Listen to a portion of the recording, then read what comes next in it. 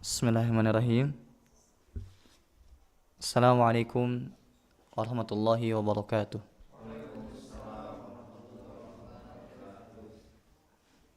Innal hamdalillah nahmaduhu wa nasta'inuhu wa nastaghfiruh wa na'udzu billahi min shururi anfusina wa min sayyiati a'malina.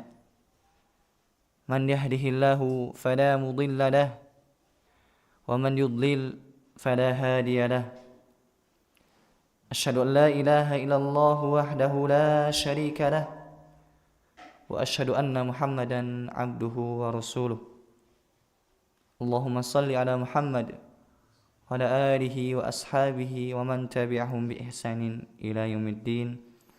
Amma ba'du. Jamaah ma'asyiral muslimin rahimakumullah. Alhamdulillah, kita panjatkan puji dan syukur kepada Allah Subhanahu wa taala atas berbagai macam nikmat serta karunia yang Allah Subhanahu wa taala berikan kepada kita semua.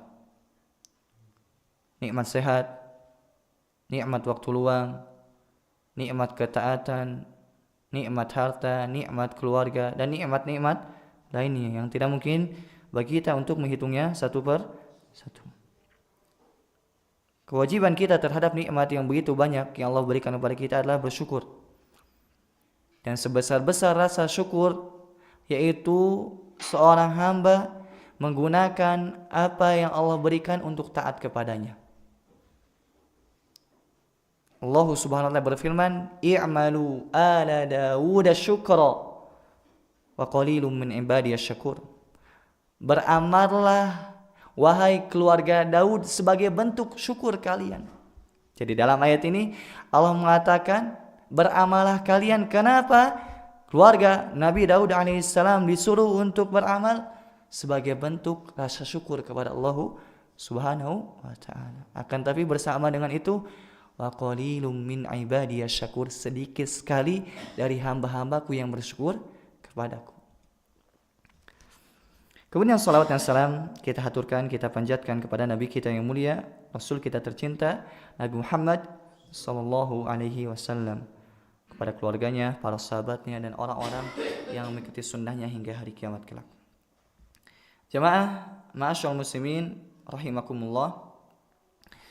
Insyaallah pada malam hari yang kita harapkan keberkahannya ini, kita akan melanjutkan kajian kitab kita, yang mana insyaallah pembahasan pada malam hari ini terkait kezaliman.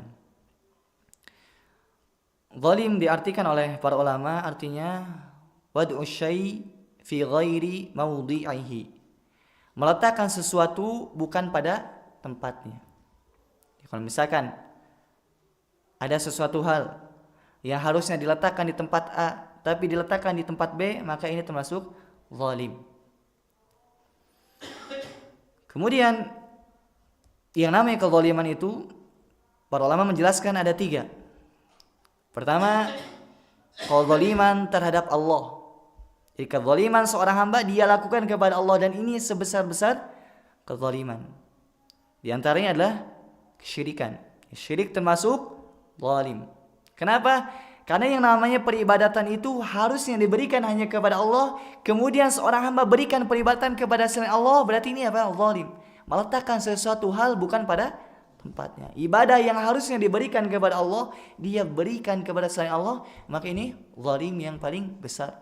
Inna syirka la zulmun azim. Sesungguhnya kesyirikan adalah kezaliman yang paling besar. Kemudian kezaliman yang kedua yaitu zalim terhadap diri sendiri. Di antara bentuknya yaitu berbuat maksiat. Ketika seorang hamba berbuat maksiat, pada hakikatnya dia telah menzalimi diri dia sendiri. Kenapa? Karena nanti ketika dia berbuat maksiat, efek buruk dari maksiat tersebut akan jatuh pada dirinya, tidak pada orang lain.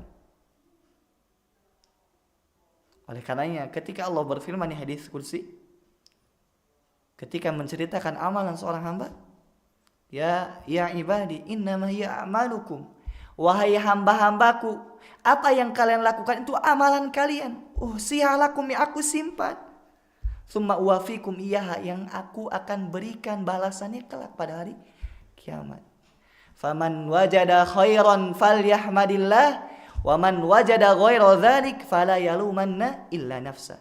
Oleh karenanya ketika engkau mendapati kelak pada hari kiamat berupa kebaikan, maka pujilah Allah.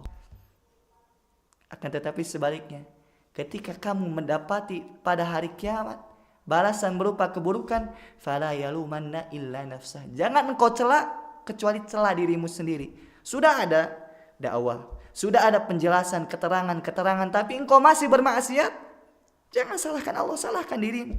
Kenapa tidak mau mendengarkan kajian, tidak mau mendengarkan seputar kebaikan, kemudian beramal dengan apa yang telah diketahui? Maka apa?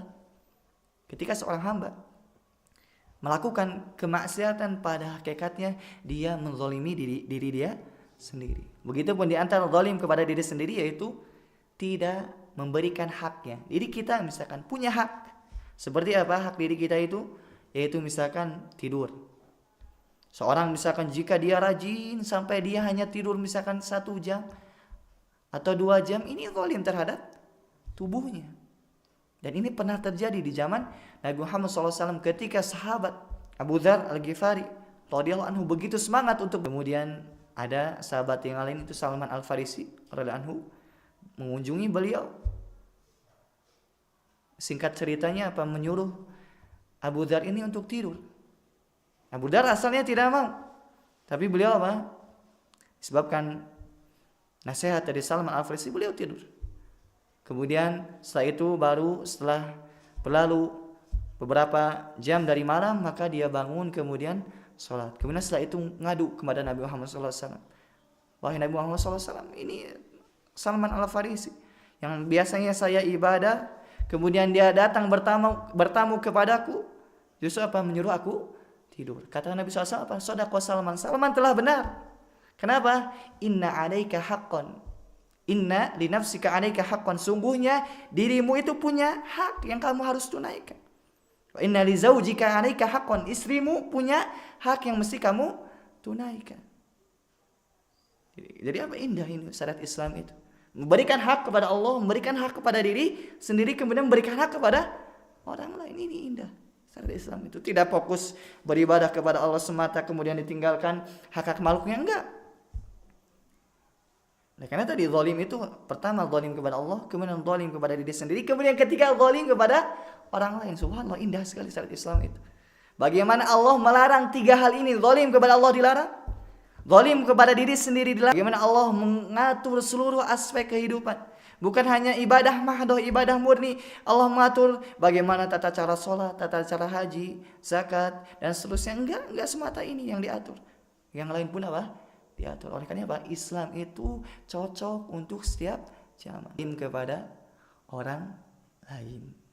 Pada malam hari ini insya Allah kita akan bahas terkait zalim kepada orang lain. Tetapi ingat, 3-tiganya termasuk dosa. Hendaknya kita sejauh mungkin hindari yang namanya kezaliman, karena yang namanya kezaliman itu sudah dilarang di dalam syariat Islam. Allah SWT berfirman, Innallaha ya'muru bil adli wal ihsan wa ita'i dzil qurba wa yanha 'anil fahsya'i wal munkar wal baghi ya'idzukum la'allakum tadhakkarun. Yang artinya sesungguhnya Allah memerintahkan kepada kalian untuk berbuat baik. Ya Allah memerintahkan kepada kita untuk berbuat keadilan, berbuat baik. Di antara berbuat baik yaitu perbuatan kita taat kepada Allah Subhanahu wa taala. Kita jalankan kewajiban, kita tunaikan apa yang Allah perintahkan, kita jauhi apa yang Allah larang. Apakah cukup? Tidak. Wa ita'idzil qurba, bahkan berikan hak itu keluargamu, karib kerabatmu, berikan haknya. Apakah cukup? Tidak. Allah melarang perbuatan keji dan mungkar dan kezaliman. Subhanallah, indah sekali syariat Islam ini. Bahkan sebagian ulama mengatakan di antara ayat yang mengumpulkan seluruh akhlak pada ayat ini. Tadi Allah memerintahkan berbuat adil, Kemudian Allah memerintahkan berbuat baik kepada diri kita, kemudian berbuat baik ketaatan, kemudian berbuat baik kepada karib kerabat, kemudian melarang dari perbuatan keji dan mungkar dan melarang dari perbuat kezaliman. Kalau nggak salah Sufyan bin Uyainah yang mengatakan bahwasanya ayat ini mencakup seluruh akhlak. Akhlak kita kepada Allah, akhlak kita kepada diri kita, kepada sama halus baik kita seluruhnya. Dan ini kita terus berusaha untuk meraih itu semua. Nah, dengan kita belajar berusaha untuk memperbaiki diri kita. Supaya Supaya ke arah lebih baik. Dan namanya kezaliman ini banyak sekali efek buruknya. Di antaranya Allah melaknat orang-orang yang berbuat zalim. Ala la'natullahi 'alal zalimin. Ketahuilah laknat Allah kepada orang-orang yang berbuat zalim. Laknat itu Itu dijauhkan seseorang dari rahmat Allah. Ini laknat. Jadi salah satu hal yang dapat mengantarkan laknat adalah seorang berbuat zalim, baik kepada Allah, baik kepada diri sendiri atau kepada orang lain. Begitupun yang namanya kezaliman itu dapat mengantarkan kepada azab Allah yang pedih. Wa kadzalika akhdhu rabbika idza akhadhal qura wa hiya zalimatun inna akhdahu alimun syadid. Begitulah ketika Rabbmu mengazab suatu negeri yang mereka itu penduduknya zalim, sesungguhnya azab Rabbmu itu begitu menyakitkan, begitu pedih, begitu syadid. Dan tidaklah Allah Subhanahu wa taala menurunkan azab kepada hambanya kecuali salah satunya itu disebabkan kezaliman mereka. Karena ketika seorang hamba berusaha untuk taat kepada Allah, adil, jauh daripada kezaliman, maka kebahagiaan yang ia akan dapatkan. Bahkan negeri itu akan menjadi negeri yang makmur, negeri yang penuh dengan keberkahan. Jamaah masyaallah muslimin rahimakumullah. Disebutkan di dalam hadis yang sahih, disebut dengan hadis kursi. Hadis kursi itu hadis yang disebutkan oleh Nabi Muhammad SAW tapi dinukil dari Allah. Seperti sabda Nabi Muhammad SAW, ya ibadi, inni haramtu zulma ala nafsi, wa ja'altuhu bainakum muharrama, fala tadzalamu. Wahai hamba-hambaku, ini kata Allah dalam hadis kursi, bukan di dalam Al-Quran. Wahai hamba-hambaku, sesungguhnya aku mengharamkan zalim atas diriku. Jadi Allah mengharamkan zalim atas dirinya. Allah perbuatannya tidak mungkin zalim. Allah syariatnya tidak mungkin zalim. Jadi buruklah, celakalah orang yang mengatakan syariat yang Allah turunkan zalim. Subhanallah. Pak Allah mengatakan Allah haramkan zalim atas diri. Misalkan ada yang mengatakan hukum kisos itu kejam, hukum potong tangan itu kejam. Subhanallah. Seandainya mereka merenung dan berpikir apa yang mereka ucapkan, tentu mereka tidak akan berucap seperti ini. Karena yang namanya kisos itu hayatun li ulil albab, ada kehidupan di dalamnya. Dengan kisos seorang ketika mau bunuh orang lain berpikir dia 1000%. Kalau saya membunuh orang lain saya dibunuh. Begitupun misalkan orang yang mau mencuri, dia mikir 1000% ketika mau melakukannya. Kenapa? Kalau mencuri tangannya dipotong. Dan ini syariat yang Allah langsung turunkan. Allah Al-Hakim, Maha Bijaksana. Oleh karena kalau misalkan kita baca sejarah atau baca berita, negara yang paling kecil tindak kriminalitasnya negara yang menerapkan syariat Islam, Saudi. Kenapa? Karena memang orang ketika melakukan kriminalitas berpikir panjang. Kemudian di antara rahmat Allah ketika seorang melakukan kemaksiatan, misalkan tadi membunuh atau misalkan mencuri dipotong tangan, itu kisos sebagai penggugur dosa bagi dia. Subhanallah. Zalim dari mana? Ketika seorang misalkan tadi efeknya negara jadi baik, kestabilan negara jadi baik. Kenapa? Ketika orang mau berbuat buruk berpikir panjang. Begitupun ketika dipotong tangannya, ini sebagai penghapus dosa. Rahmat dari Allah Subhanahu wa taala. Karena yang namanya azab di dunia ini lebih ringan daripada kelak di akhirat. Kalau di akhirat itu disebutkan Ketika kulit ini misalkan hancur, disiksa, kembali lagi. Badan ini hancur disiksa kembali lagi. Sampai apa? Sampai hilang dosanya. Adapun misalkan di dunia ini cuma dipotong sudah selesai. Dan di akhirat apa? Sebagai bentuk rahmat dari Allah diampuni. Karena apa tadi? Salah satunya dengan qisas. Allah mengharamkan kezaliman atas dirinya. Seandainya Allah mau berbuat zalim, tentu Allah bisa, tapi Allah haramkan atas dirinya. Waja'altuhu bainakum muharrama. Dan aku jadikan kezaliman itu haram atas kalian. Fala tadzalamu, jangan kalian saling menzalimi. Ini nasihat, pesan dari Allah kepada kita hamba-hambanya, jangan saling menzalimi di antara kita. Jangan sampai kita misalkan kepada istri kita, kepada anak kita, jangan zalimi mereka. Justru apa? Sayangi mereka, bimbing mereka, kasih mau'izah, nasihat mereka. Begitupun kepada tetangga kita, begitupun kepada kaum muslimin, jangan menzalimi mereka, jangan renggut kehormatan mereka, baik darahnya, baik hartanya, baik kehormatannya. Ini dilarang oleh syariat Islam. Bahkan kepada non muslimku, kepada orang-orang kafir, kita dilarang berbuat zalim. Subhanallah. Kita betul benci kekafiran mereka, betul benci kemaksiatan mereka, tapi untuk berbuat zalim dilarang. Subhanallah. Jadi tidak benar tuh orang-orang yang misalkan yang bunuh diri, kemudian membunuh non muslim, membunuh orang-orang kafir dengan cara misalkan membom tempat peribadatan mereka. Ini nggak benar ini. Kenapa? Harusnya seorang muslim yang benar itu tidak menzalimi orang lain.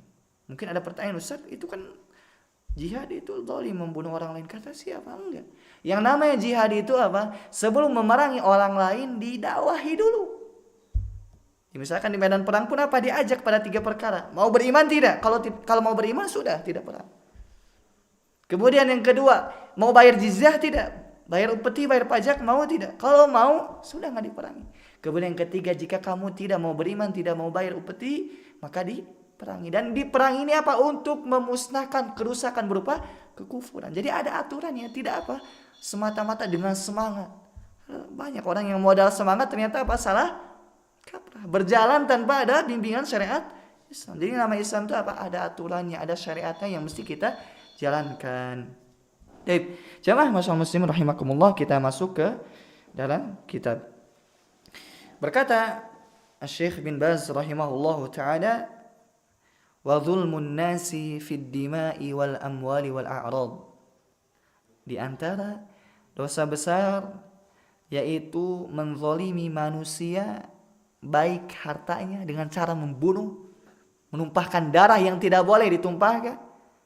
Kemudian yang kedua, merenggut atau mengambil hartanya tanpa alasan yang benar. Kemudian yang ketiga, berbuat zalim dengan cara merusak kehormatannya, menuduh, menggibah, menggunjing. Ini gak boleh. Bahkan Nabi Muhammad SAW bersabda, ittaqudz zulma fa inna zulma zulumatun yaumal qiyamah. Jauhilah oleh kalian yang namanya kezaliman. Karena yang namanya kezaliman itu kelak pada hari kiamat akan menjadi sesuatu yang mengerikan, sesuatu yang akan membuat seorang itu rugi. Bahkan Nabi SAW pernah bersabda dalam hadisnya, berkata kepada para sahabatnya, wahai para sahabatku, manil muflis, siapa orang yang rugi? Qalu, para sahabat berkata, al-muflisu fina man la dirhama lahu wala mata'.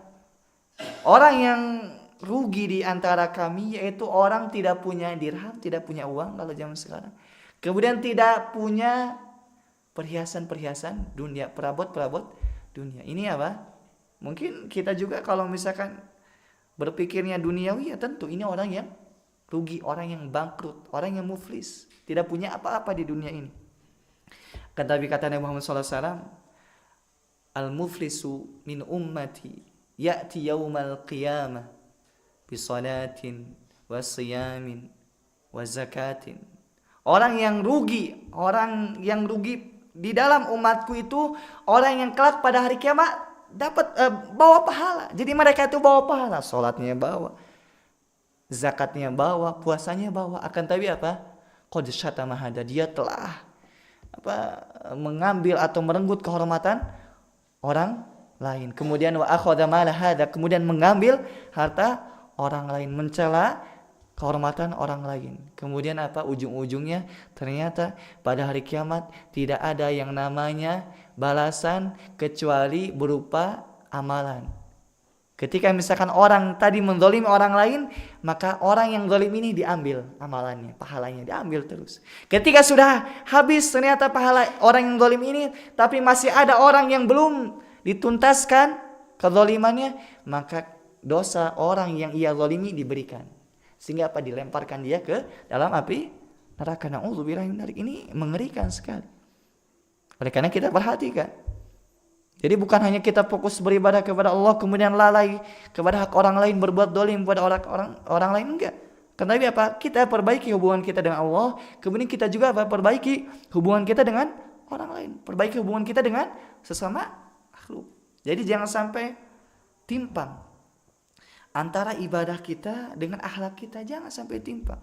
Wah, ibadahnya luar biasa, rajin, salat berjamaah ke masjid, bahkan sedekah di mana-mana, salat malam. Tapi ternyata apa?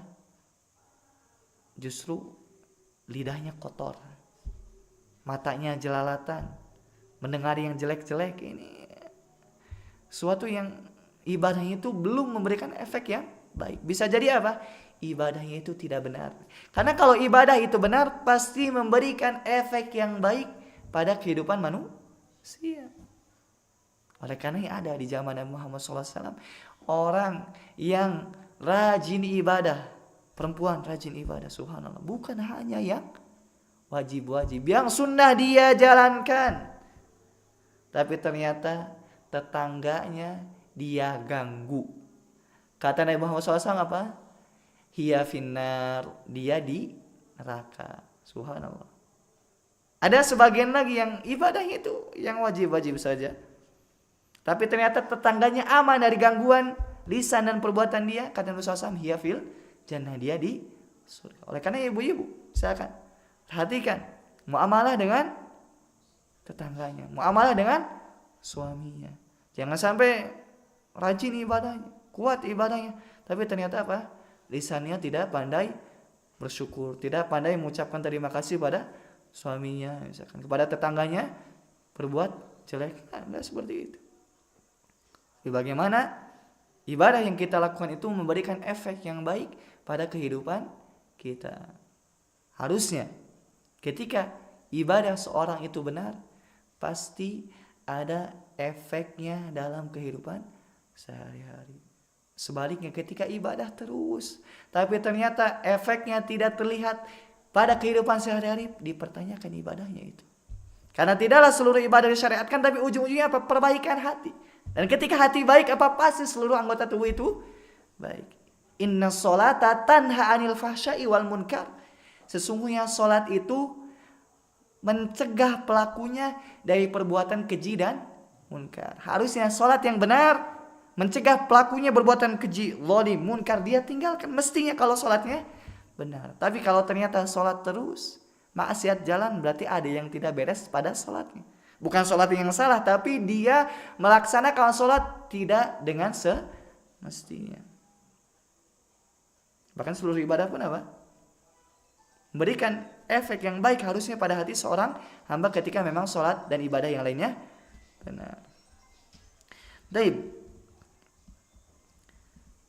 Kemudian pensyarah Syekh Abdul Razak hafidhallahu ta'ala, beliau berkata, wa qad qala alaihi salatu wassalam fi khutbatihi fi hajjatil wada'. Nabi Muhammad SAW bersabda pada khutbah beliau pada haji wada'. Haji wada' itu haji perpisahan.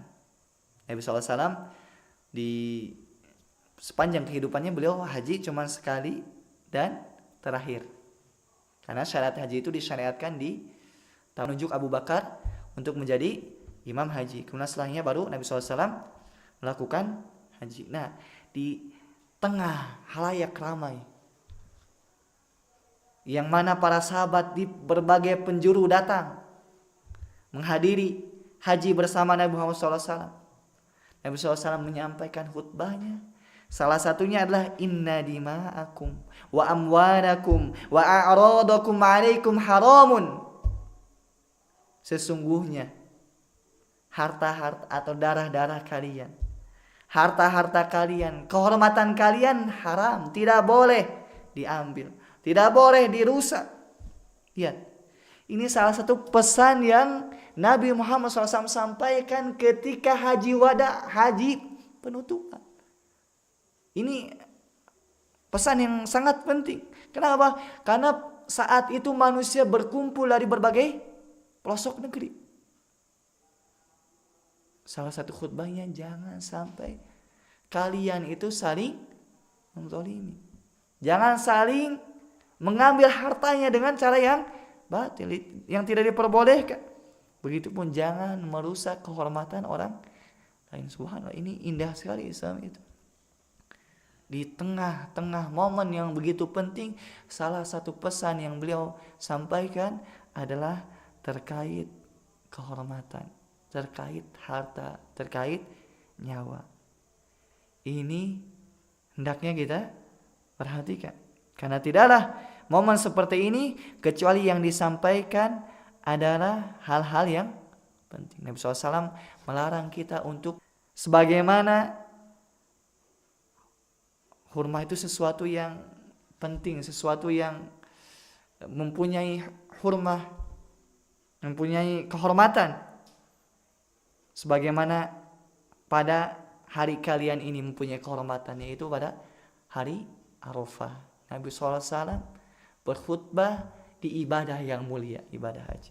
Kemudian di hari yang paling mulia, di hari Arafah. Kemudian fi baladikum hada, di negeri yang mulia. Subhanallah, pun kehormatan. Bahkan salah satu kelak pada hari kiamat yang akan diputuskan perkaranya antara sesama makhluk adalah tentang darah. Sampai disebutkan apa? Orang yang di dunia ini pernah dibunuh, dia akan menuntut orang yang dulu membunuh dia di dunia sampai digeser di hadapan Allah. Ya Allah, tanya dia, kenapa dia membunuh saya? Soalnya ini bukan perkara ringan membunuh orang lain. Kemudian jemaah Masyaallah muslimin rahimakumullah, begitupun Syekh Abdul Razak membawakan sabda Nabi Muhammad SAW, kullul muslimi 'alal muslimi haramun damuhu wa maluhu wa irduhu. Setiap muslim atas muslim yang lain haram. Haram hartanya, haram darahnya, haram kehormatannya. Tidak boleh diambil, tidak boleh direnggut.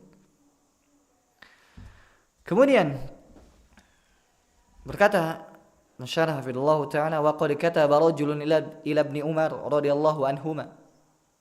Telah menulis seorang laki-laki kepada sahabat yang mulia Ibnu Umar, semoga Allah meridai beliau dan ayahnya. Apa itu tulisannya? Aniktub li bi ilmi kulli. Tuliskan kepadaku ilmu seluruhnya. Subhanallah, kata orang tersebut berpesan kepada atau meminta nasihat kepada Ibnu Umar, sahabat yang mulia. Tuliskan bagiku seluruh ilmu. Kata masyarakat apa? Kaifa yakunul jawabu ala hadha su'al. Kita berpikir bagaimana menjawab pertanyaan seperti ini. Nulis seluruh ilmu, gimana kita itu? Law anna ahadan minal ulama ja'athu risalatun min ahadis sa'ilin awul mustansihin wa qala lahu uktub li bil ilmi kulli, kaifa yujibu alaih. Jika seorang ulama ditanya, datang kepadanya suatu risalah, surat, pertanyaan dari salah seorang penanya atau orang yang meminta nasihat, tuliskan bagiku seluruh ilmu. Apa yang dijawab? Akan tapi lihat jawaban yang ditulis oleh Ibnu Umar radhiyallahu anhu. Wanzur jamala nushis sahabati. Begitu indahnya, lihat begitu indah apa yang dinasihatkan oleh sahabat yang mulia ini. Wa kamala fiqhihim, dan sempurnanya pemahaman beliau. Qala, beliau Ibnu Umar berkata, innal ilma katsirun. Ilmu itu banyak. Artinya apa? Ilmu itu banyak, tidak mungkin aku tulis seluruhnya. Walakin in istata'ta an talqallaha khafifal dhahri min dima'in nas, khasisal batni min amwalihim, kafal lisani an a'radihim, laziman li amri jama'atihim faf'al. Lihat nasihatnya. Kurang lebih ada 4. Nasihat Ibnu Umar, beliau mengatakan ilmu itu banyak. Akan tetapi jika engkau mampu bertemu dengan Allah artinya kamu mati tanpa berurusan dengan darah manusia. Pertama ini. Jadi ketika engkau mati, jangan sampai engkau ada urusan darah dengan manusia. Kemudian yang kedua, jangan sampai engkau ada urusan terkait harta manusia yang kamu makan. Kemudian yang ketiga, jangan sampai lisanmu itu mencela kehormatan manusia. Ini yang ketiga. Yang keempat apa? Hendaknya engkau melazimi jamaah kaum muslimin, tidak menyempal. Maka faf'al, lakukan 4 nasihat yang mencakup ilmu seluruhnya. Ini terkait apa? Terkait hubungan dengan manusia seluruhnya. Karena yang namanya hubungan dengan Allah ketika manusia berbuat zalim dengan cara berbuat maksiat, jika itu selain kesyirikan, maka apa? Ada kemungkinan Allah mengampuni. Adapun dosa berkaitan dengan makhluk, tidak ada yang namanya ampun kecuali makhluk tersebut mengampuni atau memaafkan kesalahan kita. Oleh karena nasihatnya terkait apa? Terkait 4 hal tadi. Jika kamu mampu mati dalam keadaan tidak berurusan dengan darah manusia, tidak berurusan dengan harta manusia, tidak berurusan dengan kehormatan manusia, dan engkau senantiasa bersama jamaah mereka, lakukan. Ini hendaknya kita misalkan pernah berbuat zalim, minta kehalalan di dunia ini sebelum datang hari di mana tidak bisa lagi kita meminta kehalalan. Kalau sudah meninggal dunia, tidak bisa kita meminta kehalalan. Kecuali apa? Na'udzubillah, amalan kita diambil. Sudah capek-capek kita beramal, ternyata apa? Na'udzubillah, diambil amalannya oleh orang lain, pahalanya oleh orang lain disebabkan kita berbuat zalim. Jangan sampai seperti itu. Masalah harta sudah. Kalau ada misalkan pernah berbuat zalim, meminta kehalalan. Atau misalkan punya hutang dari dulu, misalkan saya punya hutang kepada si fulan, tapi si fulannya misalkan sekarang di mana? Cari dulu sampai ketemu.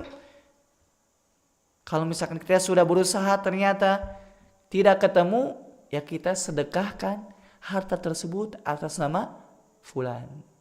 Dan Allah Maha tahu ketika misalkan kita ada hutang kepada fulan, kemudian kita berusaha untuk mencarinya tidak ketemu, sedekahkan harta tersebut sejumlah hutang kita atas nama. Subhanallah, bahkan di antara keadaan Allah, para ulama menjelaskan ketika misalkan kelak pada hari kiamat didatangkan nih orang yang zalim dan menzalimi atau yang dizalimi, kemudian Allah menghakimi mereka. Kepada orang yang menzalimi tadi dikatakan, dulu fulan punya hutang kepadamu belum dibayar. Akan tapi fulan ini apa? Dia mensedekahkan atas namamu itu sejumlah hutang yang dia hutang kepadamu. Jika kamu mau, ambil pahalanya. Tapi jika tidak apa? Pahala buat orang yang zalim tadi, pahala sedekahnya, kan tapi apa? Tetap nanti berupa pahala kamu ngambil dari pahala yang berbuat zalim. Ini keadilan Allah Subhanahu wa taala. Sampai pun apa? Kita misalkan bersedekah atas nama fulan yang kita belum punya atau belum bayar hutangnya, apa? Allah nanti tanya lagi, mau tidak ambil pahalanya dari pahala sedekah ini? Jika tidak apa? Ngambil dari pahala yang lain. Subhanallah. Ini salah satu penjelasan para ulama terkait hal ini.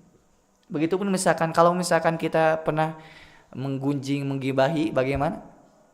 Sebagian ulama mengatakan minta kehalalan, akan tapi ini mudaratnya lebih besar. Misalkan kita nih sudah bertobat, kemudian pernah menzalimi fulan, kemudian kita minta maaf, hai fulan, saya dulu menzalimimu. Nah, ini apa? Bahayanya besar. Caranya gimana? Para ulama menyebutkan, ya sudah apa? Minta maaf secara umum saja. Misalkan, maafkan saya ya kalau misalkan saya pernah berbuat zalim kepadamu atau melakukan dosa ini. Kemudian yang kedua apa? Yang kedua, doakan dia terus. Kemudian yang ketiga apa? Yaitu puji dia. Nah, kita misalkan dulu pernah menggunjing dia, sekarang puji. Nah, gitu Bapak. Di antara hal yang dijelaskan oleh para ulama ketika kita berbuat zalim. Jika harta tadi apa? Kita cari sebisa mungkin, kemudian kita tunaikan, berikan. Jika tidak ketemu apa? Sedekahkan atas nama orang tersebut. Jika terkait kehormatan, ghibah, namimah, enggak usah didatangi. Dalam artian misalkan saya dulu mendolimimu, menggibahmu, ini apa? Mudaratnya lebih besar. Tapi minta maaf secara umum saja, misalkan maafkan saya banyak kesalahan yang gini-gini. Kemudian apa? Sebutkan kebaikan-kebaikan dia di hadapan orang yang dulu pernah kita menggunjing dia misalkan. Kemudian setelah itu apa? Doakan kebaikan bagi dia. Allahu a'lam bishawab. Mungkin adzan dulu. Silakan.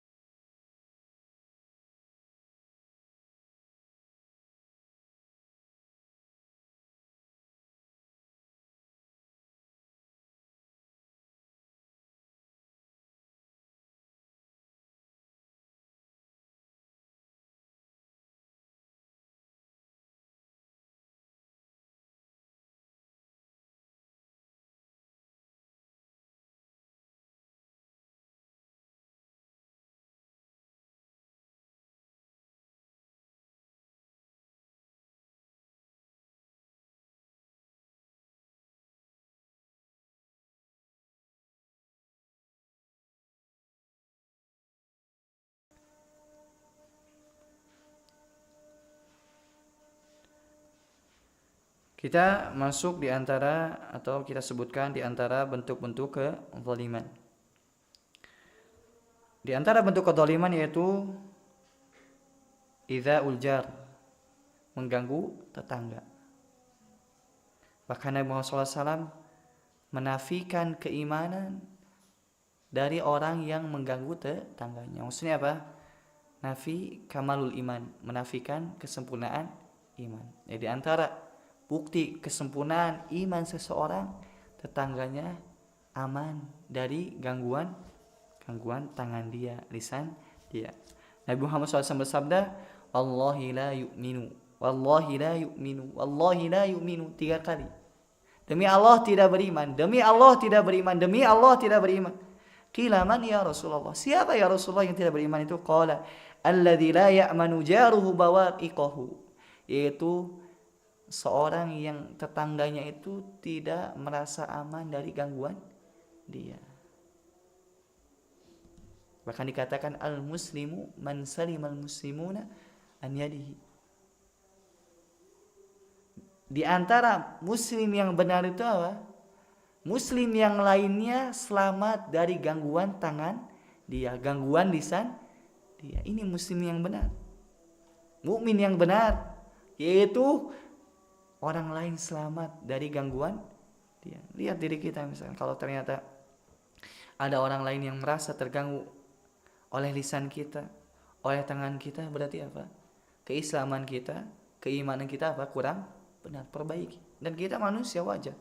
Dalam artian yang namanya kekurangan itu pasti ada. Akan tetapi yang benar itu bukan beralasan oh kan saya manusia. Yang namanya kekurangan, kesalahan itu wajar. Kemudian terus-menerus seperti itu, ini salah. Tapi yang benar apa? Ketika kita mengetahui kita itu banyak kekurangannya, banyak kesalahannya, perbaiki. Nah, ketika kita berusaha perbaiki, kadang apa kesalahan itu ada lagi. Nggak jadi masalah, tapi berusaha perbaiki sehingga apa? Kita terbiasa untuk melakukan kebaikan. Nah, ketika kita berusaha mengerahkan usaha kita, upaya kita ke arah yang lebih baik, Allah pasti berikan hidayah kepada kita.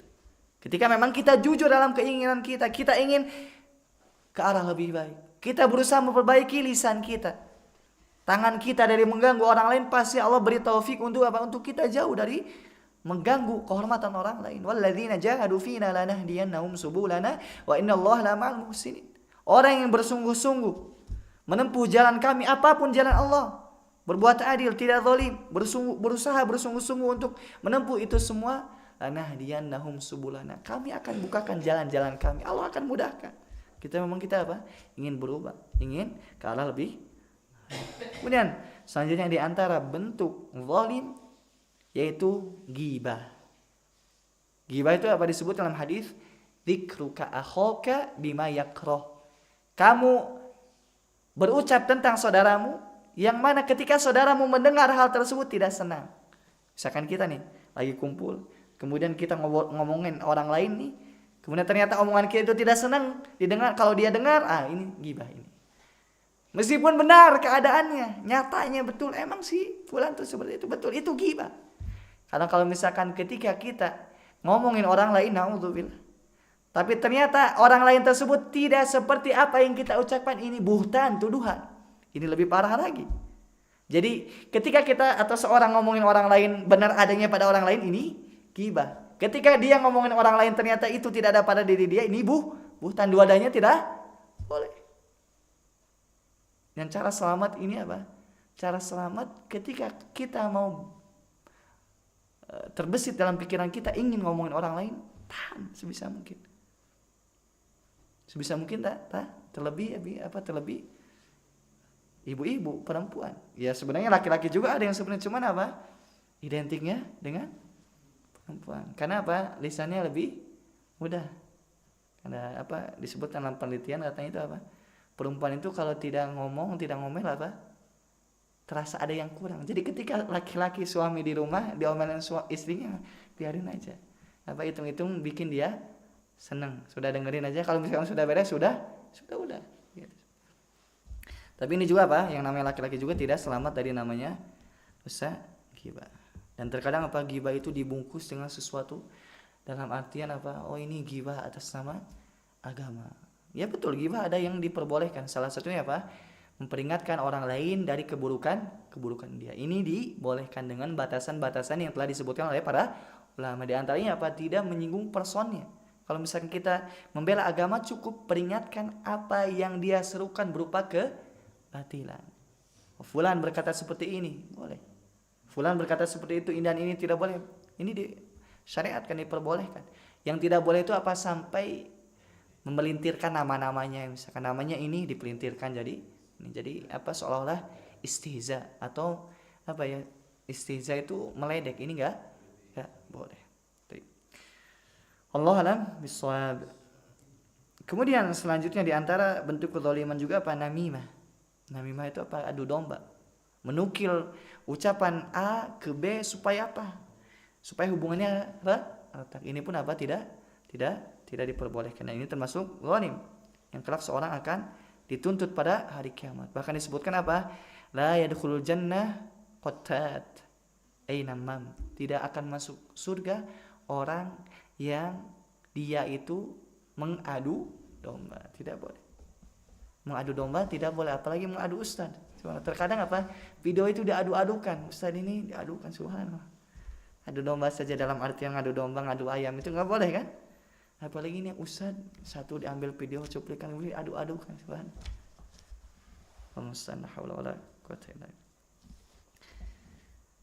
Kesimpulannya dari apa yang kita pelajari pada malam hari ini, hendaknya kita sebisa mungkin jauh dari menzalimi orang lain, baik hartanya, baik darahnya, baik kehormatannya.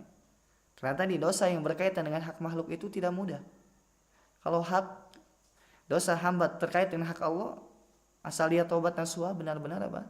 Bisa diampuni oleh Allah Subhanahu wa taala. Allah At-Tawwab, Allah Maha penerima taubat. Allah Al-Ghafur, Allah Maha pengampun. Allah Ar-Rahim, Allah Maha penyayang. Adapun berkaitan dengan hak makhluk apa? Panjang ceritanya, panjang masalahnya. Tidak beres di dunia ini, apa bisa ditarik kelak di akhirat. Dan ini salah satu bentuk keadilan Allah. Ketika orang berbuat zalim di dunia ini dan haknya tidak ditunaikan, maka kelak pada hari kiamat Allah akan tunaikan. Bahkan disebut dalam hadis apa? Sampai ada domba menanduk domba lain akan diselesaikan urusannya. Subhanallah.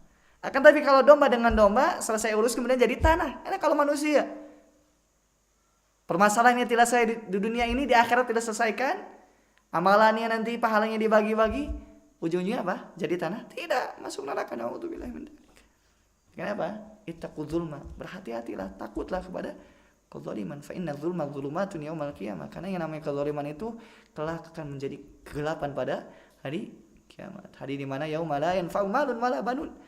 Hari di mana harta seorang, anak seorang itu tidak bermanfaat. Illa man atallaha biqalbin salim, kecuali orang yang bertemu dengan Allah dalam keadaan hati yang selamat. Salah satu tafsirnya apa? Selain dari membawa hati yang bertauhid, mengikuti sunnah Nabi SAW, di antara tafsirnya apa? Tidak membawa kezaliman kepada orang lain. Allah alam. Mungkin sebelum ditutup ada pertanyaan satu atau dua.